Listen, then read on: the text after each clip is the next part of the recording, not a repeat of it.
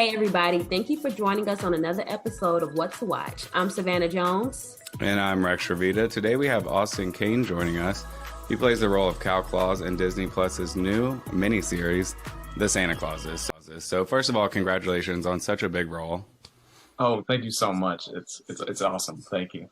So I know you've worked previously on Disney shows. Tell us a little bit about how you got the opportunity to play Cal Claus.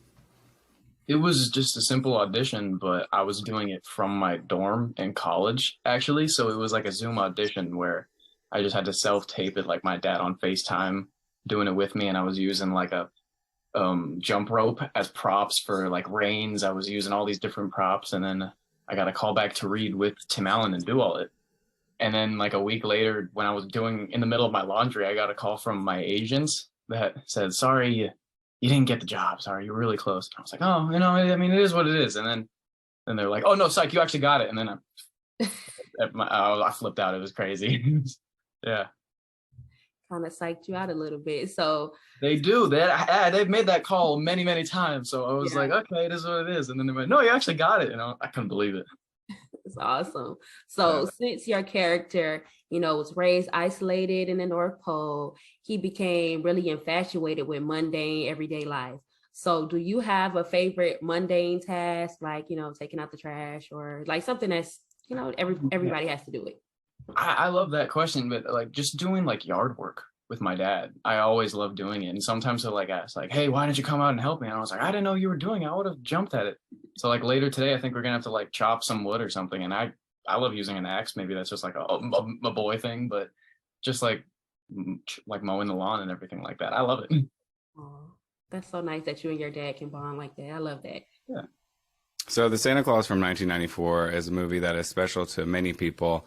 Actually was very surprised to find out it came out in 94 because I watched it so much as a kid. Like I'm pretty sure I thought Tim Allen was Santa Claus for like my entire childhood until I grew up.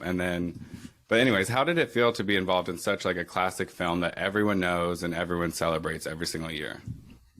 I mean, I'm not gonna lie, it was daunting at first because I'm just like you. I was watching it forever. Like I have an older sister, and yeah, for us, we grew up on these movies, watching them every single Christmas.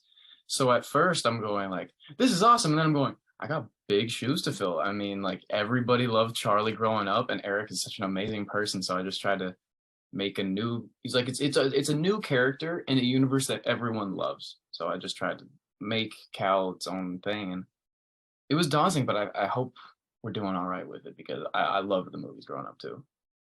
Yeah, so you talked about how like in your audition you had to use jump ropes to, simulate you flying the reindeer. So the scene where you were flying, what was the process like filming that? Because that was a really, that was a fun scene.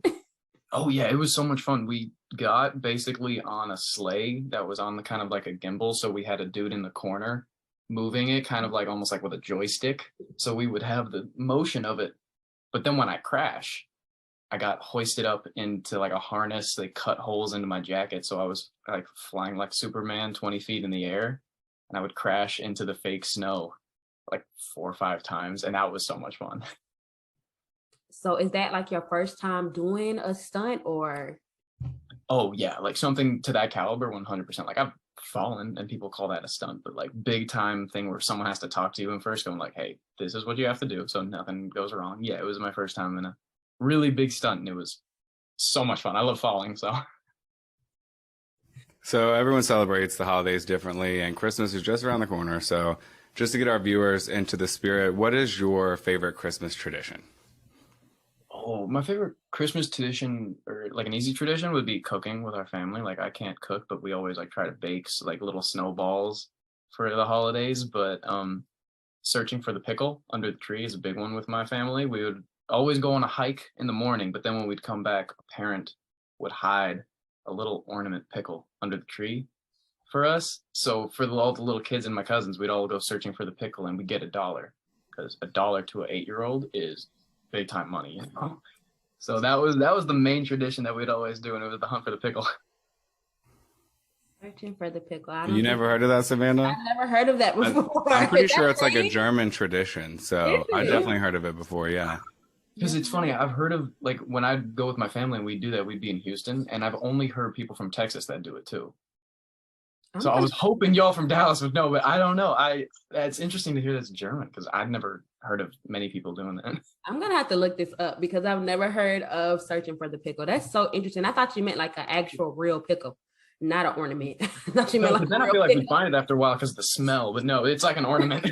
Yeah. I think it actually started with a real pickle, weirdly enough. And it's funny that you say it's in Texas. This is a total sidebar, but like there's actually a community of Germans that live in Texas. They're called Texan Germans, and they speak German but with a Texas accent. Just like the weirdest thing ever.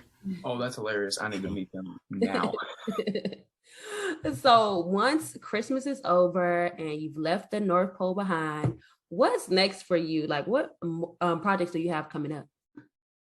I just recently filmed or recorded a voiceover, like a cartoon for Paramount that obviously it's going to take a while to come out, but it's kind of like a thriller for kids, but it's kind of scary. I don't know if I'm allowed to say what it's called yet, so I'm just going to hold it, but it's going to be a very, really, really cool kind of animated show that won't come out for a while, but that's the more recent thing I've worked on. What's the difference for you personally, like voice acting and real acting? Like, how does your acting style change between the two?